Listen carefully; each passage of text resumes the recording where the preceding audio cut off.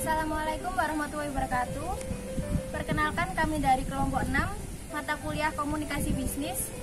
Di sini kami akan mencoba menjelaskan tentang proses penulisan pesan bisnis. Perkenalkan, nama saya Nilam Trinantitas Daningrum, NIM 1861206. Nama saya Vicky Nandarugi Pratama, NIM 1861077.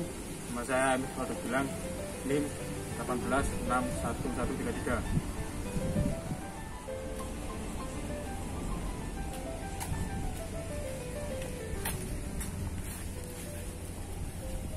Aku lagi bingung mau buat pesan bisnis. Kamu ngerti nggak tentang proses penulisan pesan bisnis? Itu mudah banget, Vic. Kalau kamu mau nulis pesan bisnis, ada langkah-langkah umumnya. Ada 3 ya. Pertama itu ada planning, kedua organizing, yang ketiga itu revising. Nah, aku akan jelaskan satu-satu ya. Planning selama planning itu planning atau perencanaan, kamu itu memikirkan tentang fundamental pesannya, alasan pengkomunikasiannya, dan audiens. Terus kamu menganalisa audiens agar supaya kamu bisa merangkai pesan untuk kebutuhan harapan mereka.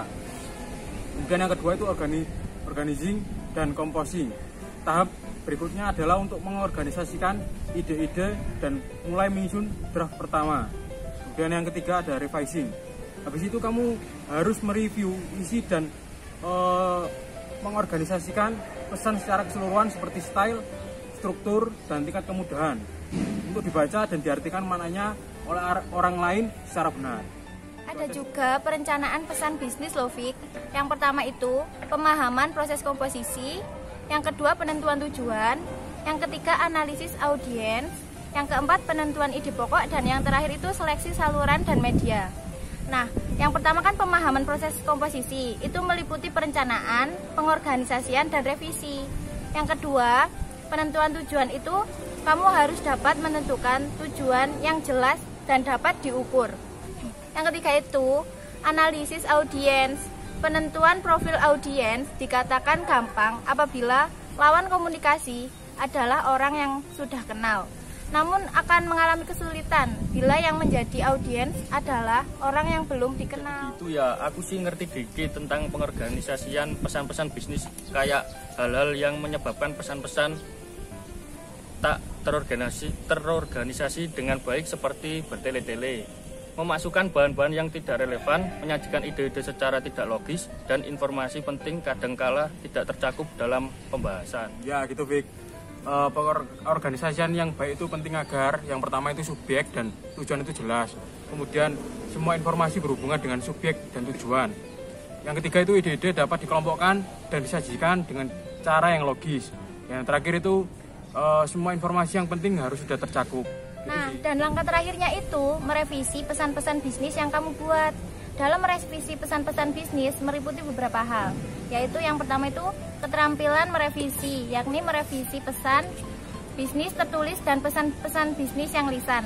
Yang kedua adalah pemilihan kata yang tepat, dan yang terakhir membuat kalimat yang efektif.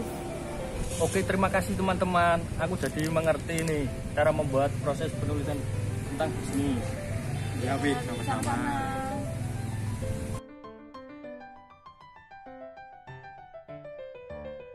Di sini kelompok kami telah mewawancarai UMKM WAC Design tentang jasa airbrush helm yang berlokasikan di Desa Mongkot, Peterongan, Jombang.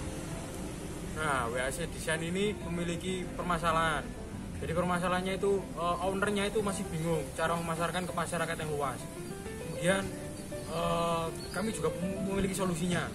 Solusinya yaitu kita akan membuatkan video promosi yang kekinian agar WAC Design bisa diminati oleh masyarakat. Nah, kami berharap bantuan yang kami berikan kepada WAC Design ini dapat membantu sedikit lah supaya promosinya lebih baik lagi. Gitu sih.